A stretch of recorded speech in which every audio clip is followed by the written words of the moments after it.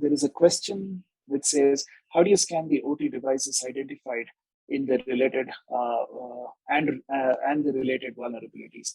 I mean, great question, because as I was mentioning earlier, it's not always possible to actively probe some of these OT devices, especially understanding that their critical nature and their very time or resource intensive ways how they respond to external communications, right? So there are more than one way we actually scan the devices.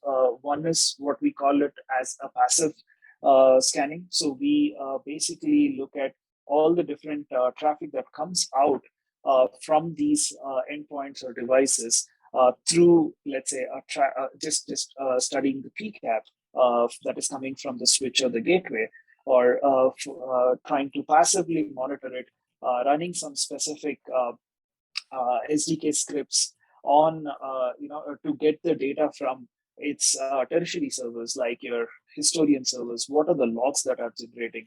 And then mapping out these different sources to identify what are the related vulnerabilities. Now, in certain cases, if there are very specific in-depth vulnerability assessment that are required, we do need to we do need to reach out to those devices, or at least have an inventory of what the devices look like.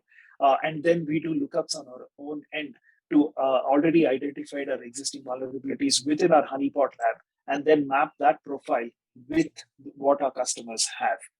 So these are several techniques that we use to scan them passively with a very low intensive way, mapping it to the profiles we already have in the lab, and then seeing what are the commonalities between these devices and what we have. Even if we do not have certain things, we kind of use the passive scanning techniques to monitor it, conduct the protocol analysis within the solution, and then provide results in the form of reports or even alerts, some cases. Hopefully that answered the question.